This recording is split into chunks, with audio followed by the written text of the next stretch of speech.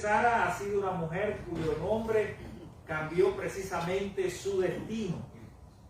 Puedo imaginar a Sara sentada allí en su tienda, mirando al horizonte, árido sus ojos, una vez llenos de lágrimas por la esterilidad, ahora brillan en asombro. Dios transformó su risa escéptica en risa de fe y su vientre estéril en una cuna de promesas. Pero no nos equivoquemos. El desafío de ser madre hoy sigue siendo real. Las expectativas, las luchas, las risas de incredulidad persisten. También, así como Sara, enfrentamos momentos en los que parece imposible concebir la esperanza. Pero en esta historia encontraremos inspiración para nuestra vida, para la vida de todas las madres aquí presentes.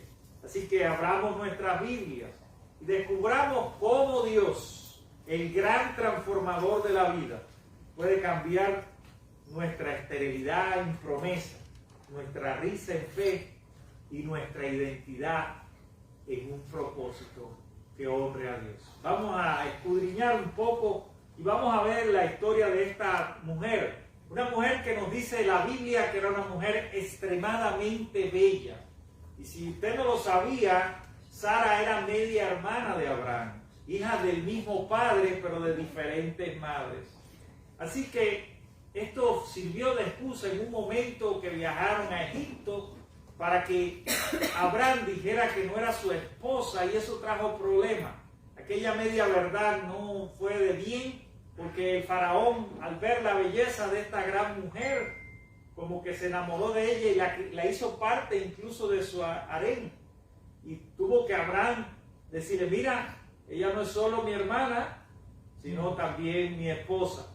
Y esto fue un problema muy grande. Pero la historia de Sara es una historia que tiene muchos contrastes. Es una historia que podemos decir en varios momentos, en varios capítulos. Podemos hacer una serie, como hacen por Netflix, e ilustrar la vida de esta mujer simplemente viendo los capítulos que se suceden unos a otros en la vida de esta mujer, desde que sale de allá de la tierra de Ur de los Caldeos y se dirigen al lugar que Dios le había prometido a toda esta familia, y la cual sería una familia bendecida. Serían los patriarcas de Israel, serían los fundadores de una nación elegida donde nacería el Salvador.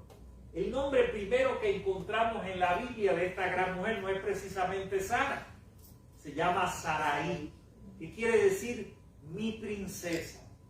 Miren cómo Dios, el transformador de la vida, llega a la vida de esta mujer para transformarla, para cambiar su vida de esterilidad. Quizás hoy en día no se aprecie tanto la maternidad como en aquel entonces. De hecho, hay muchas mujeres que han decidido no tener hijos y se respeta esa decisión. Por diferentes razones, por problemas económicos, porque a algunas no les gustan los niños, porque quieren hacer su futuro. Por la razón que haya sido, lo cierto es que la sociedad no te condena, ni la moral de la sociedad, ni hay instituciones, ni siquiera la iglesia te condena por tú no traer hijos. Pero en el tiempo aquel no era así. Si nosotros analizamos un poco en profundidad todas las consecuencias de ser una mujer, ya de hecho de ser mujer era un problema, porque era una sociedad patriarcal dirigida por hombres, pero el hecho de ser una mujer estéril pues traía un doble problema y unas consecuencias muy tristes, muy difíciles de enfrentar y superar en aquel tiempo. Por ejemplo, si lo analizamos desde el punto de vista de la cultura y de la sociedad, había un valor muy grande en la cultura judía sobre la descendencia. Eran sociedades agrarias y tribales. La descendencia, por supuesto, que aseguraba la continuidad de la familia, la herencia de bienes, la fuerza laboral, y por tanto una mujer estéril no podía cumplir con esas expectativas.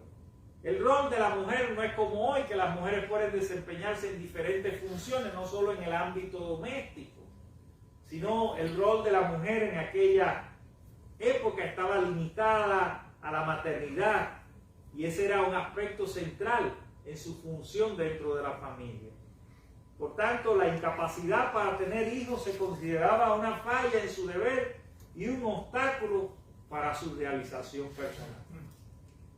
Si lo analizamos desde el punto de vista de la religión judía y de la espiritualidad, se veía como una desobediencia a Dios. En la Biblia Dios ordenó a la humanidad de ser fecundos y de multiplicarse. Génesis capítulo 1, verso 22. Eso, por supuesto, cuando una mujer era estéril, era un signo que o era de bendición o era de castigo. Y la llegada inesperada de un hijo se consideraba un signo de fidelidad a Dios. La esterilidad, por el contrario, se interpretaba como un posible castigo o falta de bendición divina. Podemos imaginar la presión social y los estigmas que pesaban sobre una mujer. Era terrible ser una mujer estéril. Enfrentaba mucha presión social, se les culpaba por no poder concebir y se cuestionaba su valía como esposas y madres.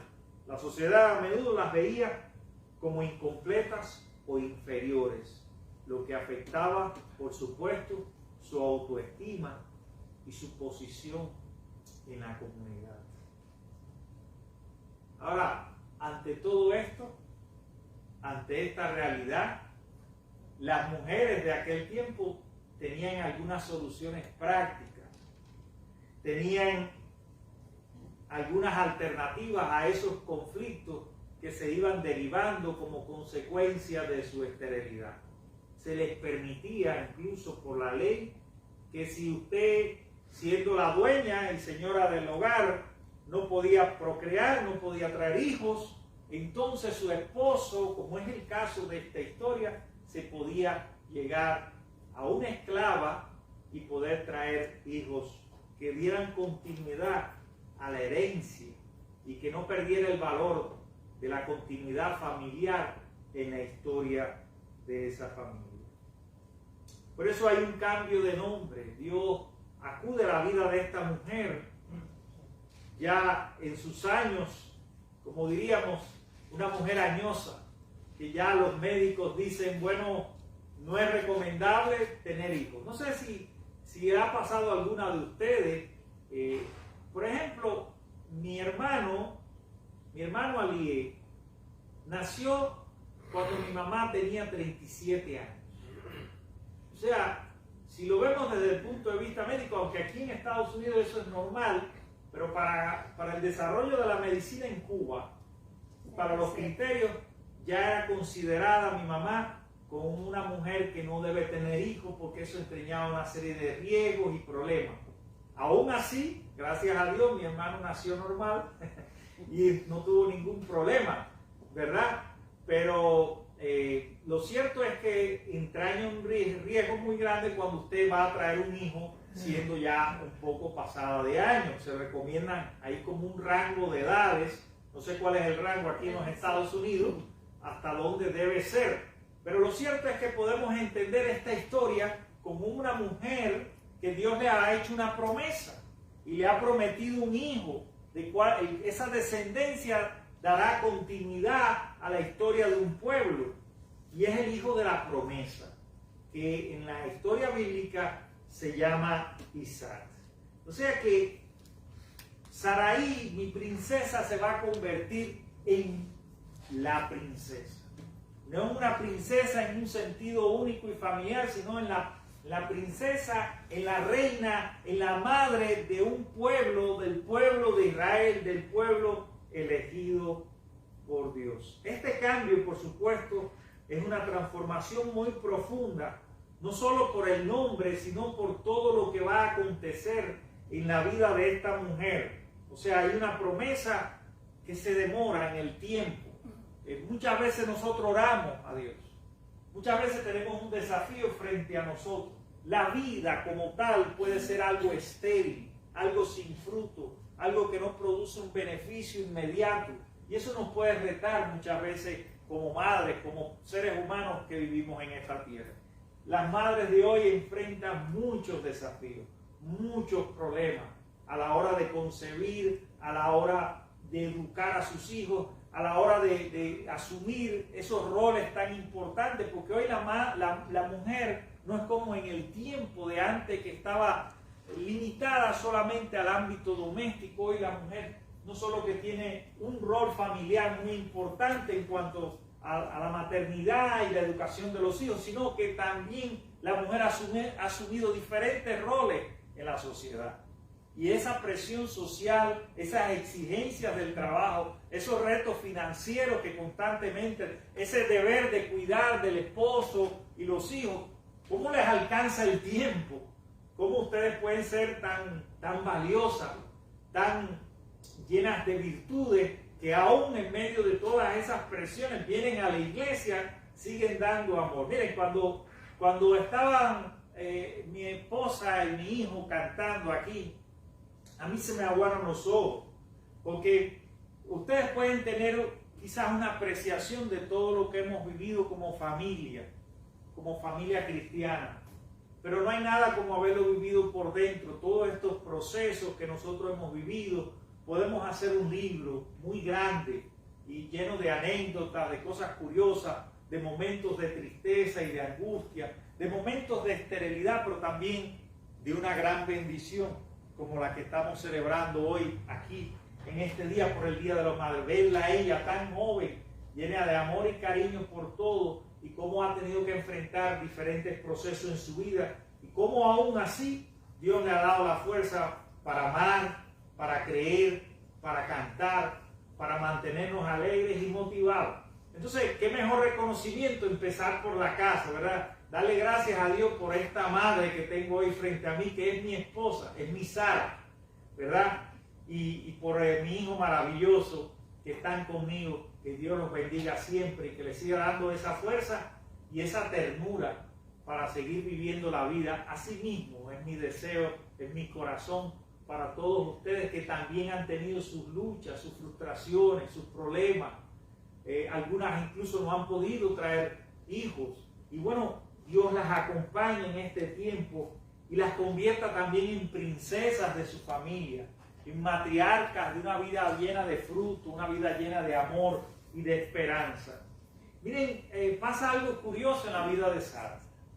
Cuando Dios le hace esa promesa, vamos a buscar aquí, en el capítulo 18, dice en el verso 11, Abraham y Sara eran viejos de edad avanzada, y a Sara le había cesado ya la costumbre de las mujeres. ¿Sabe lo que quiere decir eso, verdad? La costumbre de las mujeres, que no la tenemos los hombres. Se rió Sara, pues, Sara entre sí, fue una risa, digamos, hacia adentro. No sé si ustedes saben que la risa puede tener diferentes maneras de expresarse. Nosotros nos reímos a veces yo recuerdo una vez, para no ser esto un poco tedioso, sino más ameno, yo recuerdo una vez que estábamos celebrando la boda de la hija de Ramonín allá en Puerto Padre, con el hijo de Orson Vila, toda la familia, había un coro, y una de las hermanas, parece que nerviosa, esa es una risa nerviosa, empezó a reírse en medio de aquella ceremonia tan solemne. Jenny, yo no sé si tú estabas allá, ¿verdad? ¿No estabas? En esa boda. Empezó a reírse. Ellos habían ensayado tantos días, se habían pasado semanas ensayando todo el culto y toda la celebración, y de momento le entró literalmente un ataque de risas. O sea que no siempre reímos por alegría. A veces reímos. Mi esposa, por ejemplo, cuando se pone nerviosa le da por reírse. Cuando yo empezaba a hablar de personas que empezamos a ver un álbum fotográfico y empezábamos a ver la fotografía de personas que han muerto, ella lo que hacía era reírse. Y dice, ¿cómo te vas a reír de eso? Son cosas a veces la risa no es voluntaria. A veces puedes tener un ataque de risa. A veces la risa puede ser algo hipócrita. A veces la risa sí está basada en algo que sucedió, que realmente es gracioso y que tú sonríes ante eso.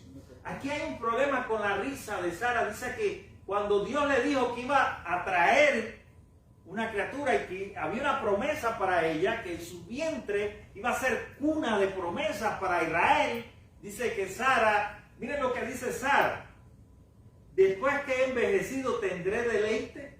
siendo también mi Señor ya viejo? Ella le pregunta eso al ángel. Habían llegado unos ángeles allí a darle la buena noticia, que es un ángel, un mensajero. A veces las noticias nos pueden dar mucha alegría, a veces nos pueden dar tristeza también, ¿verdad? Pero había llegado la buena noticia allí, el evangelio como tal es buena noticia a la vida de esta mujer, para decirle, mira, tú vas a tener un hijo, pero va a ser en tu vejez. Ahí está el milagro de Dios. Y a veces nosotros, en nuestra incredulidad, en nuestro escepticismo, porque acuérdense que en aquella cultura era más fácil creer que hoy. Esta es mi perspectiva del asunto. ¿Por qué? No había un desarrollo de la ciencia como lo hay hoy. No había, ni siquiera existía el racionalismo como forma de pensamiento. No había estudios filosóficos acerca de la existencia o no de Dios. No existía la ciencia como tal. Era más fácil para los antiguos tener una fe ciega en Dios, sin objeción, sin duda. Hoy en día la fe es cuestionada por mucha filosofía, por mucha gente, por la sociedad en que vivimos. Entonces el escepticismo de creer en los milagros de Dios, incluso hay iglesias que no creen, por ejemplo, que Dios abrió el mar rojo. No creen. ¿Cómo Pedro puede caminar sobre las aguas? ¿Cómo Dios puede curar un cáncer? Yo recuerdo un profesor en el seminario que decía, los predicadores oran por las personas enfermas, incluso con cáncer, pero no oran por las personas que tienen un miembro tullido para que crezca. ¿Por qué? Porque es algo visible, no es falta de fe. Dios no, de la misma manera que abrió el mar y sanó a una persona con cáncer, no puede hacer crecer. Y para nosotros eso quizás nos pueda causar risa, pero ¿cómo es posible? A veces la duda puede ser expresada a través de una risa de incredulidad, de escepticismo. Pero también cuando Dios transforma la vida, cuando Dios te muestra realmente en tu experiencia y en tu historia de vida el gran poder que tiene para transformar tu realidad y producir fruto y cambiar de la esterilidad a la vida y a los frutos de esperanza que Él anhela para todos los seres humanos. Cuando eso sucede, tu risa cambia. Y fue lo que sucedió con Sara. Mira la palabra como nos habla ya en el capítulo 21. Dice algo muy importante allí, hablando del nacimiento de Isaac. Después que habían pasado tantos años, y Sara había tenido que buscar un recurso, una alternativa en que su marido Abraham se llegara con Agar, la esclava egipcia, y tuvieran un hijo que se llamaba Ismael, y este hijo creciera y se convirtiera en el primogénito de la familia, en el hijo mayor. Luego de todo ese tiempo de espera, de duda, de incertidumbre, de escepticismo, de lágrimas y tristeza por ser una mujer estéril, no aceptada y considerada inferior en la sociedad de aquel tiempo, luego de todo ese tiempo de espera, del cumplimiento de una promesa, Dios le da el hijo. Capítulo 21 de Génesis nos habla del nacimiento de Isaac. Dice el capítulo 21, visitó Jehová a Sara como había dicho, e hizo Jehová con Sara como había hablado. Y Sara concibió y dio a Abraham un hijo en su vejez, en el tiempo que Dios le había dicho. Y llamó a Abraham el nombre de su hijo que le nació, que le dio luz, Sara, Isaac. Y circuncidó a Abraham a su hijo Isaac de 8 días, como Dios le había mandado. Y era Abraham de 100 años cuando nació Isaac su hijo. Entonces dijo Sara, Dios me ha hecho reír. Amén. Miren cómo la risa de duda, la risa de escepticismo, de incredulidad, Dios la transforma en una risa de fe, en una risa de agradecimiento, en una risa de creer que es Dios el que está detrás de mi historia, respaldándome y ayudándome a vivir con esperanza en la tierra. Amén. Amén. No sé por lo que estás pasando en esta mañana, pero sí sé una cosa, que de la misma manera, aunque en unas circunstancias quizás, o no quizás, estoy seguro, diferente, en otro contexto, en otra cultura, Dios está obrando en la vida de su pueblo. Amén. Dios está obrando en tu realidad como madre para bendecirte, para transformarte, para llenarte de risas de fe. para cambiar tu nombre, cambiar tu identidad y darte un nuevo propósito para tu vida en esta tierra. O sea que hay una transformación incluso de la risa. Miren todo lo que puede hacer Dios a través de sus milagros, a través de su poder. Y cómo nosotros estamos llamados a creer en esas promesas y a esperar con fe el cumplimiento de ellas. Porque muchas veces nos desesperamos.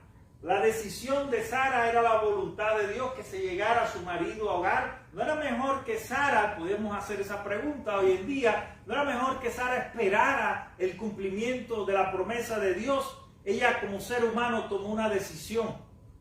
Como nosotros a veces nos equivocamos, tomamos decisión. Pero más allá de las decisiones humanas, porque Dios es soberano, recuerde eso, y está por encima de nuestro libre albedrío, incluso Dios tiene un propósito, Dios tiene un plan. Dios tenía un propósito para esa nación. Isaac sería uno de esos patriarcas. Y Sara sería recordada, como lo es hoy en la fiesta de Purim, sería recordada como esa matriarca, como esa madre de Israel, que trajo en su vientre la esperanza de un futuro glorioso para su país. A veces también nosotros nos reímos de incredulidad cuando Dios nos promete algo que nos parece imposible para nuestro conocimiento humano. Pero así como Sara, debemos recordar que Dios puede cambiar nuestra risa de duda en risa de fe. Las madres de hoy enfrentan muchos desafíos, pero la fe en Dios nos permite ver más allá de las circunstancias y confiar en el plan perfecto de Dios.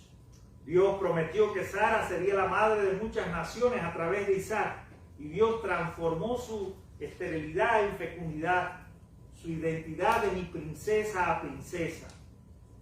Ahora, la historia suena bonita porque tiene un final feliz, pero en el entremado de la historia siempre hay desafíos, siempre hay problemas.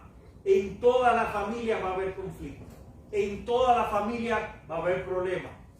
Va a haber momentos incluso de separación. Va a haber momentos de incomprensión de padres a hijos y de hijos a padres. ¿Qué era lo que se estaba tejiendo con ese problema entre dos hijos? El hijo de la ley, podríamos llamar, y el hijo de la gracia. El hijo de la promesa, el hijo que había sido dado, Ismael. El hijo de una esclava y el hijo de la promesa, Isaac. ¿Cómo reaccionaron al conflicto? Pasa lo que pasa a veces en los hermanos. Que el hijo menor admira al mayor. Que el hijo menor siente un afecto especial por el hijo mayor. Cuando fueron creciendo esos dos niños, y por supuesto Ismael era el hijo mayor, e Isaac, el hijo de la promesa, era el hijo del menor, había una empatía entre ellos muy grande.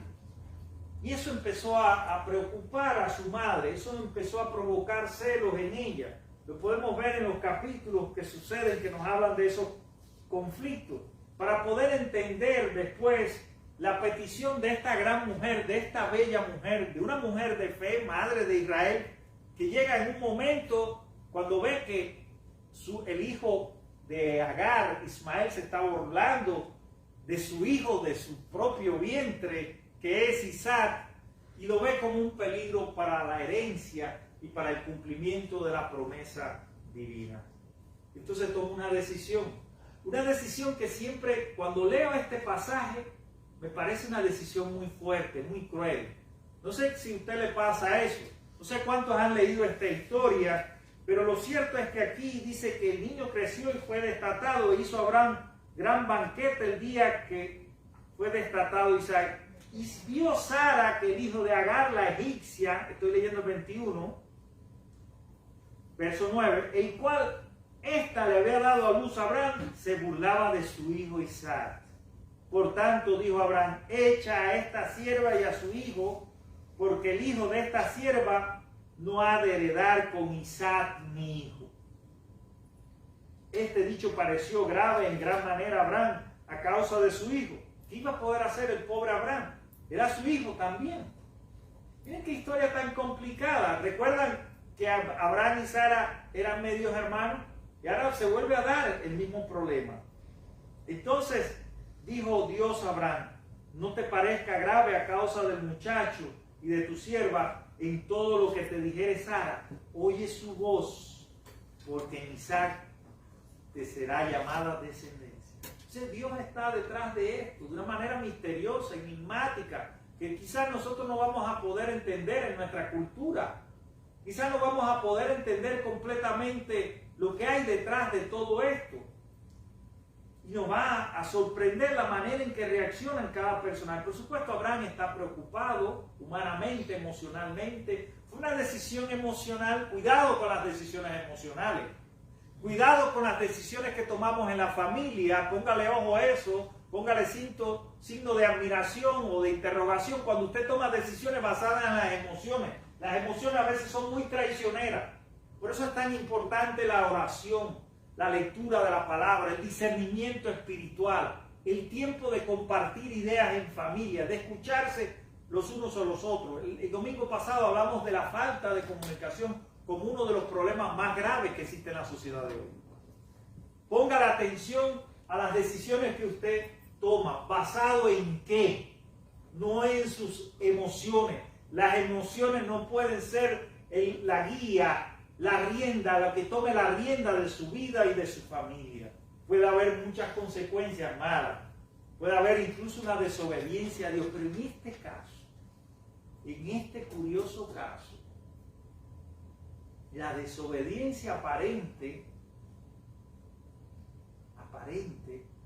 es respaldada por Dios. El acto de mandar a esta mujer al desierto con su hijo, así dice la palabra, está respaldada por Dios. Porque Dios está viendo más allá de esa circunstancia familiar. Dios tiene un plan que va más allá. Son dos hijos que van a tomar destinos diferentes. Y aunque en un primer momento decimos, bueno, ¿cómo Dios va a respaldar eso? ¿Cómo Dios va a permitir que esa mujer indefensa con su hijo, con su bebé, con su hijo grande, no era tan pequeño ya, se vayan al desierto? Bueno, Dios tenía un destino y Dios tenía una preocupación, porque cuando estaban allí en el desierto, dice, le faltó el agua del odre y echó al muchacho debajo de un arbusto y se fue y se sentó enfrente a distancia de un tiro de arco, porque decía, no veré cuando el muchacho muera. Y cuando ella se sentó enfrente, el muchacho alzó su voz y lloró. Y oyó Dios la voz del muchacho. Y el ángel de Dios llamó a Agar desde el cielo y le dijo, ¿qué tienes, Agar? No temas, porque Dios ha oído la voz del muchacho en donde está. Levántate, alza al muchacho y sosténlo con tu mano, porque yo haré de él una gran nación. Entonces Dios le abrió los ojos y vio una fuente de agua, y fue y llenó el odre de agua y dio de beber al muchacho. Y Dios estaba con el muchacho, y creció y habitó en el desierto, y fue tirador de arco, y habitó en el desierto de Parán. Y su madre le tomó mujer de la tierra de Egipto. ¿Sabía que Ismael significa Dios escucha? Dios escucha el lamento. Y a veces nos podemos sentir en un mundo árido y estéril, en el mismísimo desierto de la vida, sin nada que nos nutra, sin nada que nos alimenta, y pensar que Dios te ha olvidado, que Dios ha permitido todas esas circunstancias para mal. Pero la historia nos enseña que no es así. Dios también se preocupaba por Agar, la egipcia. Dios también se preocupa por todos los descendientes de Ismael, que son el pueblo árabe. ¿Sabía usted eso? Es el pueblo árabe. Este simbolismo familiar nos habla de dos grandes naciones, de dos hijos que van a tomar destinos diferentes, pero que esos destinos muchas veces van a estar en conflicto. Nosotros nos podíamos preguntar en esta mañana, bueno, ¿qué pasó en la historia bíblica con estos dos hermanos que tomaron caminos diferentes? Los árabes y los judíos, que hoy todavía vemos la realidad de los conflictos y de la vida hostil que hay entre ellos, y que las tradiciones religiosas reconocen a Abraham como padre de la fe, como profeta, Las tradiciones árabes y las tradiciones judías lo reconocen ahora. ¿Qué pasó con todo esto? La historia nos cuenta en el capítulo 25 que estos dos hermanos que entraron en conflicto y que fueron un problema para los padres, al punto que tuvieron que decidir que cada uno cogiera su camino, una decisión muy difícil, se reúnen allí cuando Abraham va a ser enterrado. Se reúnen así. Yo me trae a memoria las historias de familiares míos, de hermanos que lamentablemente vivieron enemistad, pero que en ese momento solemne, por la misericordia de Dios, volvieron a juntarse, volvieron a amarse, volvieron a reconocer el valor que tiene cada uno de otros y cómo Dios obra para reconciliación, para bendición en la vida de las personas. Así que mira cuán compleja y difícil fue la vida de esta gran mujer, de una mujer muy bella, de una mujer que nos reconoce la Biblia, de una mujer que era amada por su esposo, de una mujer que en un momento era estéril, de una mujer que rió de escepticismo, que tuvo que enfrentar el conflicto de lidiar con Agar, que era otra mujer que tenía a su esposo, según aquella cultura, con los problemas de los niños, y cómo el destino le abrió las puertas y cómo Dios acompañó toda esta historia para producir en ella no solo tristeza, sino una alegría y una esperanza en el futuro de estos dos grandes hijos que serían líderes de su pueblo, serían patriarcas de sus naciones. Dios nunca abandona a los marginados, a los excluidos. Ismael representa también todas aquellas personas olvidadas y marginadas en la historia, personas que no son reconocidas, personas que le ha costado encontrar un lugar en la sociedad, personas vulnerables que no son aceptadas por las decisiones o por cosas que han hecho en su vida. Aún así, Dios, en su eterna misericordia y amor, les brinda una puerta de esperanza, les abre un camino de bendición, como lo hizo también, no solo con Isaac, el hijo de la promesa, sino también con Ismael, el hijo de la esclava. Dios es un Dios de gracia, y esto también nos ilustra la historia. Dios es un Dios de perdón. No olvidemos que el perdón debe existir en medio de nuestros conflictos familiares. No olvidemos que el amor está por encima de todo. No olvidemos que Dios es el soberano, que a Él le debemos la vida y que a Él le debemos dar siempre toda la honra. Eduquemos a nuestros hijos en los caminos de Dios y que toda esta enseñanza bíblica pueda producir un fruto de vida y de esperanza en sus corazones. Que Dios los bendiga, que Dios bendiga a todas las madres, que no se cansen de luchar, de creer y de amar. Así hay innumerables ejemplos, no solo en la Biblia, sino en la historia humana, ejemplos vivos que quizás estén aquí sentadas ustedes, que puedan contar también muchas más historias que la que contó Sara y la que nos inspira en esta mañana para seguir creyendo y seguir viviendo con fe. Que Dios las bendiga. Amén.